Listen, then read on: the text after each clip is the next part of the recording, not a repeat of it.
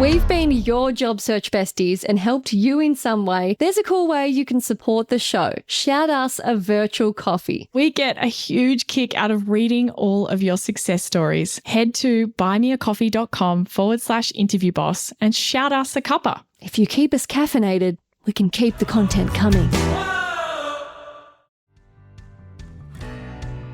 We're not going to assimilate to become like a man because our feminine energy is our power and we're going to make it work for us. We're going to make it work to get that pay rise, get that bag. We're going to press on in moderation. Hey everyone, and welcome back to Interview Boss. My name is Emma. I'm a radio journalist who's teamed up with my sister to give you advice, inspiration and support when you're looking for a new job. Sarah is a HR and recruitment professional, and together we're excited to give you all the tips, tricks and behind the scenes knowledge to help you in your career. Hey Em, and welcome back our Interview Boss listeners. It's time for our favourite part of the podcast, the Shoot Your Shot Shoutout. This is where we're celebrating you guys, our wonderful listeners. You've gone out into the world, you've shot your shots, and you've come back to tell us all about it. Em, this week we're shouting out Wendy, who generously bought us 4 coffees to keep us caffeinated. Wendy said, Emma and Sarah, thank you for your amazing podcast and sense of humour. I had a job interview today and I felt I couldn't have been more prepared for it after listening to all your great advice and preparing for close to a week for the interview. I especially liked your advice on telling them about yourself, even when they haven't asked you, tell me about yourself. Guess what? He didn't ask me that, but I gave him nuggets from my response to tell me about yourself anyway. Lots of love from Canada. Oh, this is so good. Okay, personally, I really love when people compliment us on our sense of humour. I think that's just the highest compliment. Goals. To be like, you're funny, you made me laugh. Thank you, Wendy. I really appreciate that. I think we're hilarious. More importantly, I love, A, that you prepared for a whole entire week. That is iconic. And yes, our biggest piece of advice is we're not waiting for them to ask the specific thing we want. We're sneaking it in there anyway, like a true politician. We are getting our agenda across no matter what. We're making sure the talking points get a mention. We're weaseling them in any way we can. And I just love that you haven't said, well, I thought you might like to know about me and gone into your whole story, because that would be really weird, right? No, it was nuggets, just a little bits.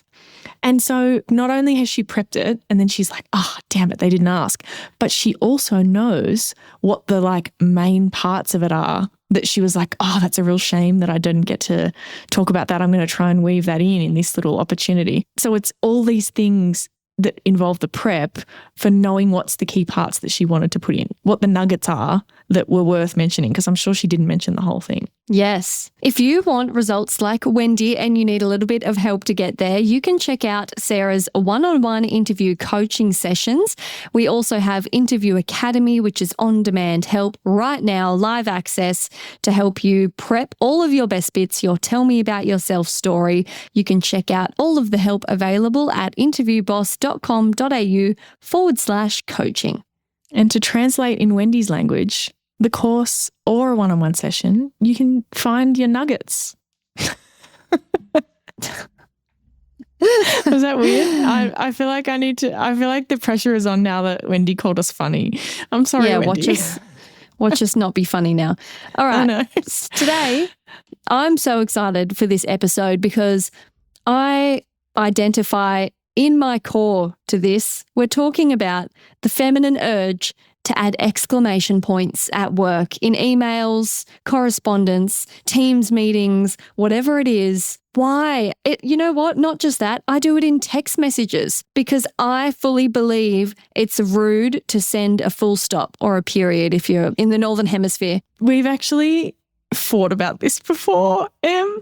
So I wanted to give a shout out, as our normal thing, slide into our DMs and request an episode, because this one, as we will mention in a second, was an episode that was inspired by a listener's DM. But we have personally, as sisters, had arguments about full stops and tone being misconstrued. Now, I happen to have an iPhone and a MacBook, and one of my favorite things about having an iPhone and a MacBook is sending iMessages from my computer.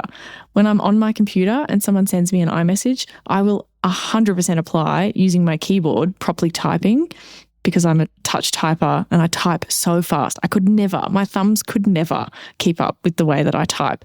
And so I will always reply on my keyboard, except there's a difference in tone, I guess, in the way that I write on my keyboard versus the way that I would write using my thumbs. I don't know. It's kind of funny because maybe the emojis aren't as easily accessible, I guess. No, because I'll say something like, hey, just a friendly reminder that this email's in there. And you're like, yes, I know, full stop. And I'm like, whoa, why do you hate me? Like, just say okay, or like, yeah, all good. It's all like, yes, full stop. And you've said like the capitalization when I say no or yes or something, you read into that. Yes. Whenever she just does it all small letters and no capital letters, she's angry. And this is, I don't care. This is the hill I'll die on. It's not just you. This is anyone in my life. If someone. What do you mean small letters are angry? That doesn't make sense. Lowercase. Like if you, because that's not no, true. I'll tell you why. There's science behind this. Because if you text, right, on an iPhone, unless you have turned the setting off like a weird person, if you text and say anything, auto cap is on for the first letter. So if I said, if I said, hey, there's an email in the inbox and you wrote, yep, I know, it would come with a capital letter for the Y, lowercase EP, capital I know. But so you have to purposefully turn that off in order to write small and go, yes, I know. And then it's angry. It's small and you're trying to be small and passive. And I know that this comment section on Spotify is going to get flooded with people going, I agree with Emma, 100%. Yep, I just know. Okay, well, I just did a test because I was clearly misremembering this. It doesn't auto do that when you're on iMessage on a computer. It doesn't auto do that. I just tested it. I literally just sent you, yup, I know. And it did a lowercase I. It didn't change the I. And I'm sure that we've had that argument before of you saying you're mad at me. You've deliberately decapitalized. And I'm like, I'm just on my key. Yup is fine. You're like, yup, I know. This is how it's said. Yup, I know. And whereas if you say YES, I know. Yes, I know. That's how it's being said. And I'm like, relax. It's a reminder so that something catastrophic doesn't happen. I'm just trying to be your PA and be helpful and you're ripping my head off. Like, I can't stand it. I think this is the sisterly vibe that people talk about with the podcast. But anyway, look, this is our personal context for this episode. And absolutely, there are ways in which the way you write is construed in the tone, and when things are written, they can be easily taken out of context. Now, what we're talking about is, have you ever written an email and thought, oh my gosh, that's too harsh, and then you added a just checking in or no worries if not, or something at the end, or thanks so much, or I know you're busy. Sometimes I have to backspace because there's too many of them that it's like outrageous. It's like, hey, I was just wondering if there's any chance you could please, there's the just, any chance, maybe, please. And I'm like, at this point, I may as well just say, no worries if you'd rather, drive off a cliff than do that for me. No stress at all. No worries if you'd rather run me over. That's okay too. Yeah. It's like we're being way too accommodating. But also, this episode isn't just about that. We are not that basic over here. Have you also heard that women do this too much and you've tried to email more like a man and you've taken those things out and you've tried to be more direct and you've heard that advice too? Because I think that is also just as common, and there might be people out there who have heard that and haven't heard that. I've seen TikTok trends of people being like backspacing my email to email the way that the men in my office email, and they just are like, Courtney, attention please. This is needed right now. Like, they make it super direct and almost like, I think any of the girlies who were doing the former version of the justs and please and thanks so much, that's too much for them to transition. We need a middle ground. And then maybe one day we can email like Greg from accounts, but it's going to take some time. This episode, we're going to be diving into a little bit of that. And this isn't just like a straightforward situation where like, oh, you shouldn't be doing that. Like, it's not that simple. And like all of our episodes where we talk about kind of evidence and statistics and articles and whatever. We are not like a random clickbaity article where there's no references for the stuff they're talking about and they reference another article that references another article that references another article, and where do they get it from?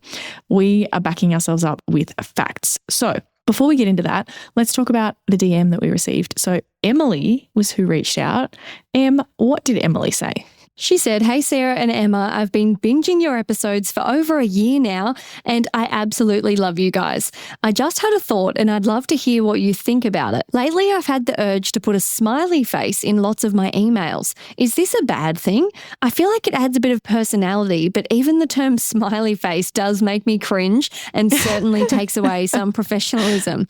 The answer is probably personal preference, but I'd love to hear what you guys think if you could drop it into one of your eps. Thanks a lot, Emily," with a bunch of smiley faces. Yeah, I loved that. And I think she put like they were deliberate or something like that, which is really funny.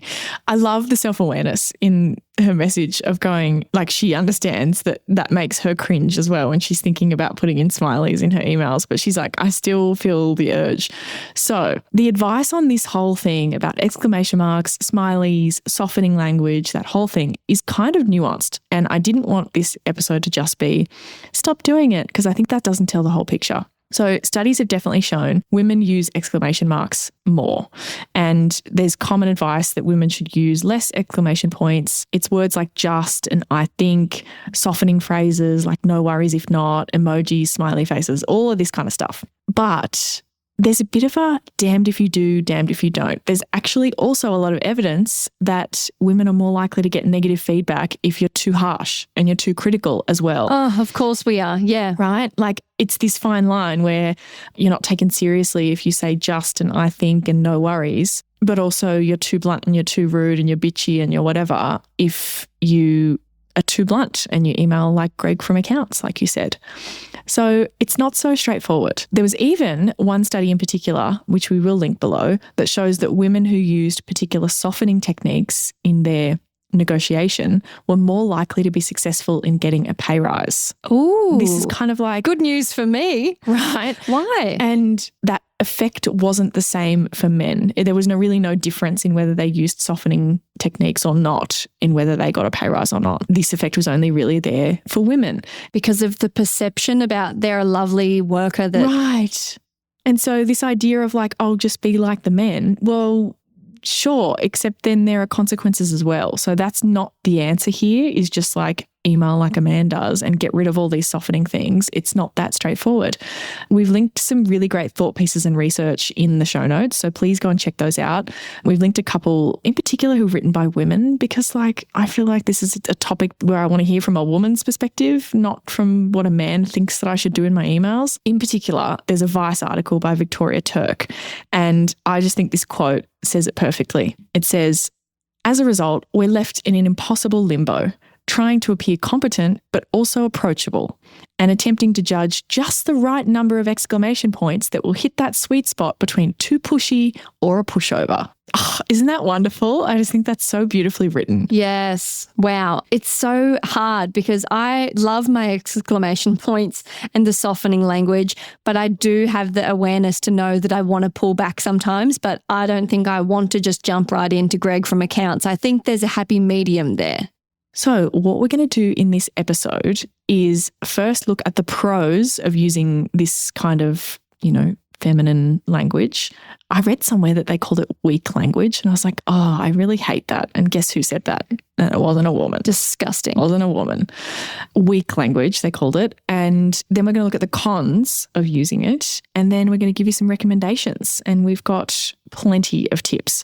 So first of all, the pros. What are the pros? Builds warmth, makes you seem more approachable, a bit more friendly. It can allow you to influence without being too assertive, which can help you kind of assimilate into the hierarchy structures in the office. If you know, you know. I think this can be really helpful. I actually did this recently, and I can think of an example where it was to do with something that I had absolutely no control or power over whatsoever, really. It was someone else's domain and I just happened to have been emailed about it. But the person was wrong, frankly, but it wasn't really my place to tell them that. So I wrote what I consider quite a harsh email, but it included a lot of softening language at the beginning because it was cool, no worries, you do whatever you want, you're in charge. Just going to point out a few reasons why I had the opinion I did, blah, blah, blah, blah, blah. And what ended up happening was one of the things that I said could probably happen was a risk. Absolutely happened, didn't it? And then how good did I feel that I was able to go back and be like, per my last email. This is what's going to happen if we do that. I said this was going to happen and you didn't listen to me and you did it anyway. And then you sit back and you let it combust and then you go, yeah, no, this was what I was concerned about. Yeah, gee, Emma. If only someone had told you. Yeah. If only you had have listened. If only. And I quite like in that scenario, it's a genuine tactic. Like if I had said, no, you're not doing that, these are the reasons. Like it's not my place. Like it's literally not my decision. Yeah, it's just going to cause friction. Yeah, then my actual points are less likely to be taken into consideration because what are you telling me to do this thing for? They're just in defensive shutdown mode. Yes. Yeah. But if you sprinkle in the things, hey, Justin, there's just a few things I'm a little concerned about. Here are my worries of things that could, like that softening language helps it to compared to saying, hey, Justin, this is a clusterfuck and it's all doomed. Because it's like, well, this is none of your business. Like get your nose out of my business versus, hey, totally your decision, just pointing out some things. Like it can come from that perspective. It can allow you to kind of defer to someone else's authority if you're in that kind of situation. I think also tentative language can make space for an actual conversation rather than this is the rule, this is the order, because you're wanting to know what you think, let me know if there's any reason why this wouldn't work kind of thing. Like you're actually open to a discussion as opposed to putting down your foot. Let's say you're on an email chain and you suggest something, you're kind of opening the door for someone to come back and go, oh, further to what so-and-so said, I agree, or this is something else that I think we should consider. Like the softening allows more room for conversation. This has happened to us once in a power move way where someone heard something and fired off an email and was like, what's that about? That's incorrect, right? They hadn't heard about what we had, so they didn't know and they thought we were wrong. So they fired off an email. Oh, this is us, interview boss, or your work? No, me at work. And we wrote back, schooled them on like, as per sourced, justified everything, that's why we figured blah, and then said, let me know if you'd like me to stop doing it though, or whatever. Because we're still inviting, like, here's our justification, but if you still have a problem with it, all good, but that's just my reasoning. And then they came back immediately and were like, oh, no, that sounds perfect. Absolutely. No worries. It was just because they hadn't heard about it. They were on the defense assuming, someone's done something wrong. Well, and also like softening language could have given them like less of an ego hit in this situation too. Because they'd be like, let me know if there's something I'm missing, but here's my concerns with this. And it would have allowed them to not look so stupid. 100% tail between the legs. Yeah, like it gives them a bit of an out. So look, there absolutely are pros. Also, I just want to finish with this last pro. It's a bit of a mic drop moment. People should just respect women regardless of how feminine or how many exclamation marks or what softening language. Like it shouldn't freaking matter how I write my email. You should just respect me in my opinion anyway. And I don't like the idea that we would just be like, hey, the solution to getting better outcomes in the workplace is just to act like men. That's not... That's a bad idea for so many reasons. That's not how diversity works. Yes, not a good idea. What about some cons? Yes, and I think there are genuinely some cons. You were saying right as we were starting to record this, you do this a lot. Like, can you give us some examples? Yeah, like I will just say send off. I do a lot of requesting statements, media statements. There's an incident that's happened. I want information. And I'll often be like, hey, hope you're having a great day. Emma from blah, blah, blah here. I was just wondering if we could have some info on below incident. I believe it happened at this time. The info I would love for our news reporting would be this, this, and this. It would be so helpful. Yeah. Any information you can provide for our news coverage would be so appreciated. The deadline for this one would need to be around 3 p.m. if possible, but if not, we'll still make it work. But after is fine, or really after, or the next day, or never is also fine. And I have gotten better at it. And sometimes it's out of necessity. Like if I only have 5 seconds before my bulletin and there's a house fire and I need the information, I am just going, hey, like the guy's name, hey, Adam, Emma here, chasing some info on a fire in insert suburb. Cheers. Like it's rapidly firing. So I do have the ability to rapid fire when I absolutely need to. But a lot of the time, so much fluff in there. It's overly flowery. Well, here's the cons. But at the same time, hang on, I have great relationships with all these people because I email them constantly. So often I genuinely, we have a parasocial relationship. So a parasocial relationship? Is that the right term for that? Yeah, but a parasocial relationship is like with an actor who you've never met or interacted with personally at all. Well, I beg to differ. I think it's weird that I'm like, oh, yeah, call Tony, quick, get on the phone. I'm like, Tony, how you been? Oh, you're the legend. Right now, what I need, and it's like, I don't know who Tony is apart from he works for the State Ambulance Control Centre. It's weird. Okay, I think I know what you mean, but I think you shouldn't use the word parasocial. Anyway, it's just a big sister, agree to disagree. I think it dilutes your authority. It can. So in some scenarios, you might say something like, I think we should move forward with this plan versus it's actually your decision. You should say, we should move forward with this plan, or this is the decision that I've made, because it is your decision. So you can kind of say, well, you're saying, I think, it makes you sound unsure, or like you're recommending it. Who are you recommending it to? Who are you suggesting should actually make the decision? Like you're kind of deferring to someone else. And if it's your decision, well, what is the plan? Yeah. And similar to, hey, the deadline is whatever. Well, when is the deadline? Is the deadline at 3 or is it not at 3? Like that is your actual deadline. Like you're kind of saying, oh, the deadline's kind of this time, maybe before. Yes. But the funny thing is the deadline's 3, but if you get it to me at 3:30, well, I'm still going to run it, aren't I? And I'm still going to welcome it. It's not like if it doesn't come at 3, I don't want it, because I actually do still want it, even if you get it to me at 6, but I want you to get it to me at 3. Right. I see. Okay. Yeah. But again, I think that's not necessarily clear because you're saying like the deadline is optional or something. It can also make requests sound optional. So just checking if you've had time. Well, if this is work that needs to be submitted or there is actually a deadline, well, it's not checking if you've had time. I don't only need it if you've had time. I need it regardless. It's, is this done so the project can progress? Yeah. This is a thing that I need from you, not only if you've had time. I need it even if you've been busy. It can kind of make things sound optional and maybe would make someone deprioritize it because they're not actually clear that it is something that you absolutely need. Yeah. Hey, Interview Boss listeners, if the podcast just isn't doing it for you and you need way more help to prep for your next interview, we have the perfect thing for you.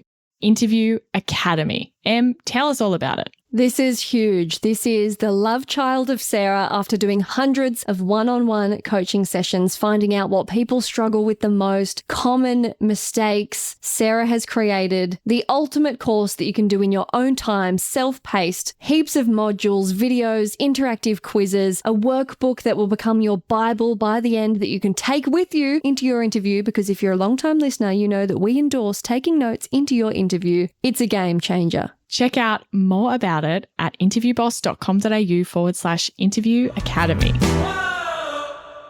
It can also lead to being overlooked. If you write in an overly deferential way, you might be taken less seriously. Imagine you were on an email chain with an organisation and there were a couple of people responding and you were trying to work out, you didn't really know what the hierarchy was between each person and who was the junior person and who was the senior person.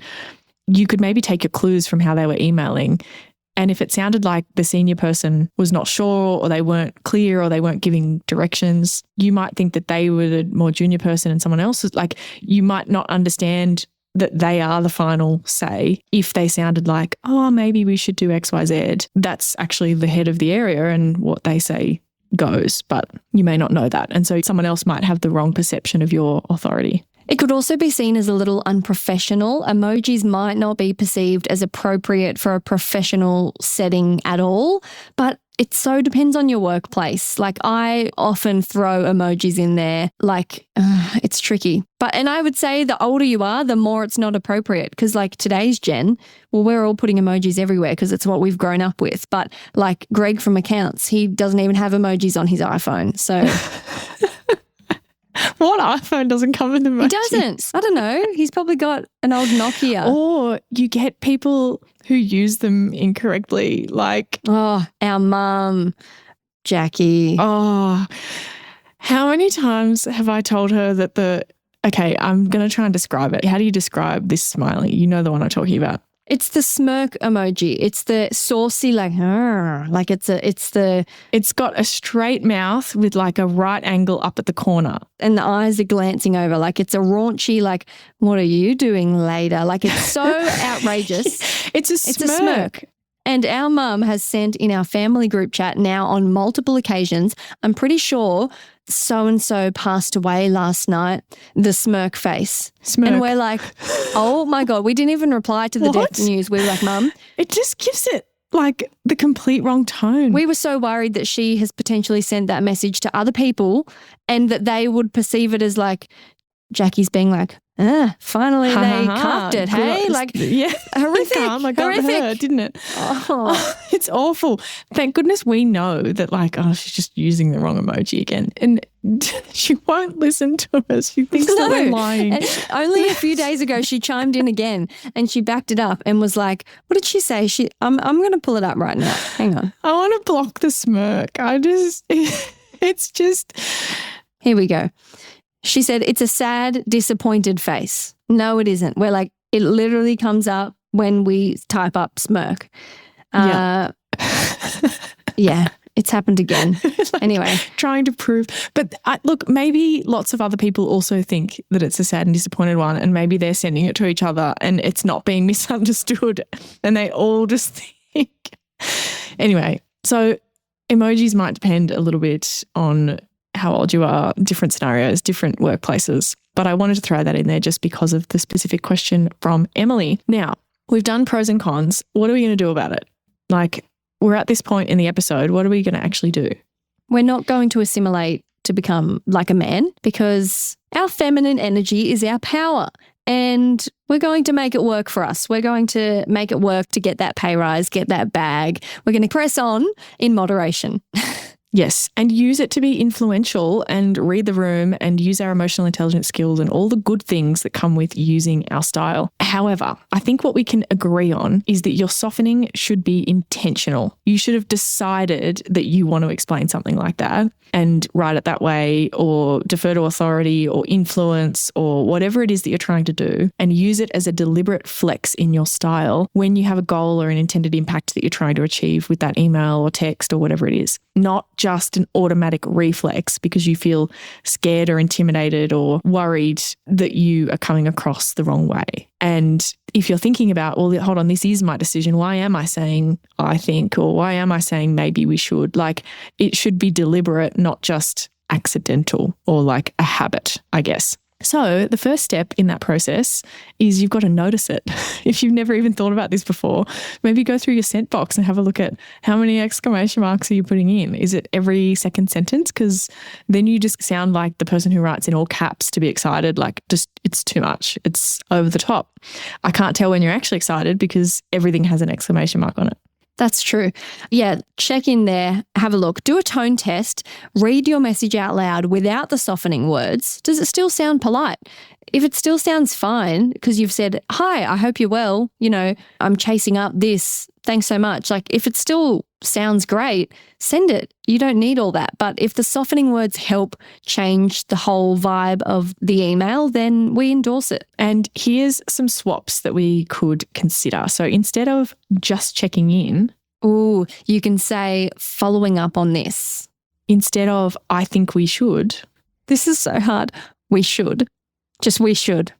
Oh, it is hard. It is hard. Some of these things. But why is it hard? I want people to reflect on that. Do you think you should? Do you think we should X, Y, Z? Like we should check with marketing. I think we should check with marketing. We should check with marketing, right? Like it's not aggressive to say we should check with marketing, is it? Like reflect on the swaps and see if you could actually make them. What about no worries if not? Just leave it out altogether. It makes your request sound optional. And yes, if it is not possible, they will come back and let you know anyway. So we don't want to preempt them that they could just tap out of it. Yes, that's right. If they say, oh, sorry, I can't, great. Then you can say no worries if you really felt like it. Don't preemptively say, feel free to ignore me forever, permanently. Feel free to block me. Feel free to not do anything with this if it inconveniences you. I might be wrong, but... Here's what I found. Yeah. That sounds so good. That's like a little scientist. Isn't it? Here's what I found in my preliminary investigations. The hypothesis women in STEM was correct. I think the bit of a takeaway here from, noticing it and then swapping some stuff is that you can keep the warmth, but without undermining yourself. Like we don't have to completely get rid of all of the friendliness and just say, hi, Jen, please complete this, regards. Like you don't have to get rid of all of the actual conversation and sentences and whatever. Yeah, no. You can keep the warmth, but without being overly fluffy or soft or whatever we want to call it. So instead of thanks with an exclamation mark, you could say, thanks for your help. You don't need the exclamation mark, right? But it's still friendly and warm. Instead of, hey, exclamation mark, just wanted to check, you could say, hi, Emma, checking in on blank. Oh, I'm not getting rid of my haze. I'm a hayer. Sure, but you could say, hey, Emma, checking in on blank instead of just wanted to check. Like it's still friendly. I didn't want you to take away my haze because those are sacred. It's the combination of the exclamation mark and the just, I think, is what we're trying to say. Like you can maybe keep the exclamation mark, get rid of the just, or keep the just, get rid of the exclamation mark. Like let's just, I keep saying it. What about howdy? Checking in on. You can say whatever G'day. you like in your greeting. It's about excessive. We're just questioning, does it actually need to be there? Does anyone say hello? I think that is like psychopath behavior if you say, hello, Sarah, checking in on this. I think corporate emails are always hi. I've deviated and I do hey because I would never say hi to anyone in person or on text. It feels natural. Hello. But hello. I think that might be a cultural thing. I have a feeling that might be a bit Australian to not use the word hello very often. Yeah, no. Hello there. Wait, except on the phone. When I answer my work phone, I say, hello, insert company name, news, Emma speaking. I think that's probably what you're taught. No, I think it's designed. It was invented to sound surprised and it was supposed to be used on the phone. The dictionary says it was Thomas Edison who put hello into common usage. He urged people who used his phone to say hello when answering. His rival, Alexander Graham Bell, thought the better word was ahoy. Ahoy! Bring back ahoy. Isn't this where the Hamish and Andy ahoy hoy thing comes from? I'm not sure. I'm sure that Hamish and Andy did a thing and I think that they get people to say ahoy hoy and I feel like something is telling me that it was because of that. Probably. So you could put an exclamation point after you say, really looking forward to it, because that's a genuine expression of excitement compared to thanks so much with 3 exclamation points. It's kind of not the purpose of the exclamation point itself. Yes. And you're already saying thank you so much. Like you're already saying thank you and you're already saying so much. And then 3 exclamation points on top of that is like over extra enthusiasm. And so if you're the most thankful that you've ever been in your whole entire life, hey, maybe that is appropriate actually. But it's intentional. We're not policing anyone's exclamation marks. You can do as many as you like. I just want you to ask yourself, is it intentional or is it a habit? Now, we're going to do a bit of an example before we do a wrap up. So this is our overly softened version of an email. I want you to listen how this comes across when you hear it. This is a job example because we're a job search podcast. So I'm going to do this version and you give me your thoughts. Hi, interviewer's name. So it's the person you interviewed with. I hope you're doing well, exclamation mark. I just wanted to quickly check in and see if there were any updates on the role. Totally understand if you're still making decisions. No pressure at all! Exclamation mark. I really appreciate the opportunity to have interviewed, and I'm still really excited about the possibility of joining your team! Exclamation mark. Smiley face. Thanks so much for your time, and no worries if you're busy! Exclamation mark. Looking forward to hearing any updates when you have a chance. Oh. Throw the whole thing out. You're cringing. Right. Why? It's just giving, it's okay if you'd rather run me over. Like, don't preempt. Like, no, we know that, like, it's common knowledge that these things can take time and there can be delays. Let them come back and say, oh, so sorry, the process is still underway. There's no update yet. And then you can go, of course, I understand these things take time. Like, don't preempt it though. It's okay. If you'd rather hit me with your car, it's fine. That's okay too. It is giving that. No, it's just giving so treading on eggshells. I think the other thing I noticed is like the combination of the really excited, there's like you're amping up everything. Everything has got an amplifier on it. It's exclamation mark and really excited. And also the smiley face, it's just like we're amping. We've almost lost all meaning by everything having an exclamation mark on it. When you think about it, that email, I don't know if any exclamation marks are possible for the emotion that you're really feeling in that scenario. Like, we had such fun in the interview might have maybe worked. So let's do the new version. Okay, switching it up. Hi, interviewer's name. I hope you're doing well. I wanted to follow up on the job title and see if there are any updates on the hiring process. I really enjoyed our conversation and am excited about the opportunity to contribute to your team. Please let me know if there's anything else you need from me in the meantime. Looking forward to hearing from you. Your name, kind regards. That is so polite and not at all pushy and demanding. And it has none of the smileys, exclamation points, softening words. And I'm hoping that we can see from that example, when we're using a real example rather than just talking about this out of context, it feels genuine. You can still be personable and personality and genuine and warm and all the things that we want to be without devaluing our message and sounding really unsure and really over the top and almost groveling in the first version. And look, we've deliberately over-exaggerated, but hey, that's the point. So one last thing before we sum up.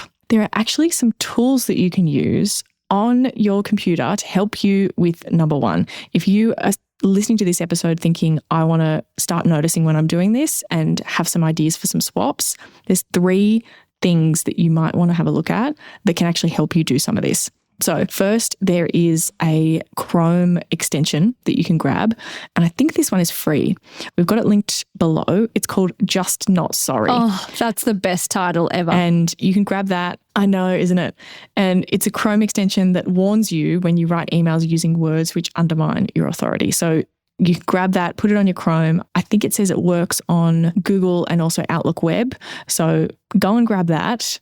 If you want a tool, you can also use Grammarly. I'm sure people have maybe heard of Grammarly. That is also a similar kind of tool that you can download as software. I think you can have it on your phone and on your computer and use it to help you for all sorts of different writing stuff, spelling, grammar, obviously called Grammarly, but it will also help you with this kind of stuff as well. It will suggest removing certain words. It will suggest changing certain things. Grammarly is something you can look at. There's also one called Language Tool. Now, the 3 of these all linked below. Language Tool, very similar to Grammarly, except this one is open source, which means that it's kind of like everyone's contributed to the code of, and I think that that also means that it is at a lower cost for the premium versions as well. So check out Language Tool. If you really want to focus on this kind of stuff and your communication, 3 tools for you to go and have a look at. So, Em, are you going to be keeping this more in mind? Are you going to be editing your emails a little bit maybe when you're sending them?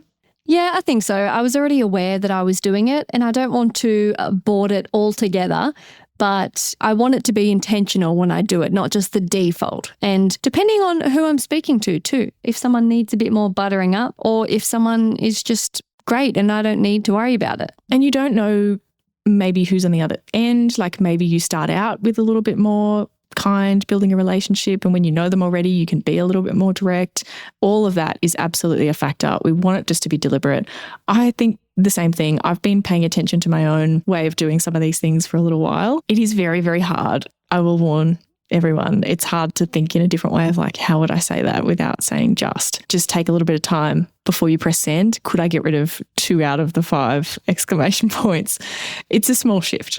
Let us know your thoughts. Let us know if this helps. This is actually an example of a bit more of a career-focused episode. So if you made it all the way to the end, this one was a long one. Thank you very much, first of all. And second, we have kind of toyed with the idea of having maybe a second podcast that is our same kind of brand of actionable, practical, fun, makes you laugh, but you can do something with it advice with our sisterly kind of vibes that maybe goes beyond just job search and it's more kind of career stuff. We've kind of had this in the back of our minds for a little while. Yes. We don't necessarily have any immediate plans, but if that's something that you think we should do, maybe you should let us know. Maybe you should nudge us if that's something you feel like you need. Yes. Flood the comment section on Spotify with support for the proposal. We know that we nurture our job seekers through the interview phase, and we have a couple of episodes about like, you know, your first couple of days and resigning. We kind of hold your hand, but then we're like, okay, bye. You did what you needed to do. You've got the job. But a lot of people have said over time, okay, but I've got the job, but how do I survive the corporate world? And that could be great. There's plenty of like career, just like larger topic kind of podcasts, I feel. But then where's the like, what am I actually going to do? What can I do tomorrow? You know, like very, very deeply practical. I think that's the kind of thing, like little work hacks, little like do this in your next conversation with your boss, like that kind of stuff. Let us know if that's something that you think we should really do. Maybe this year is the year where we put it on the to-do list. Okay, that was a long one. Thanks so much for listening to Interview Boss. If you like hearing us yap, follow us on Apple or Spotify, throw in a comment, or better yet, send this episode to someone that you think might find it useful. That's how we can hit the charts and we can help even more people and maybe even have enough resources to do a second podcast. For more advice, inspiration, and a supportive community, check us out on Instagram at Interview Boss.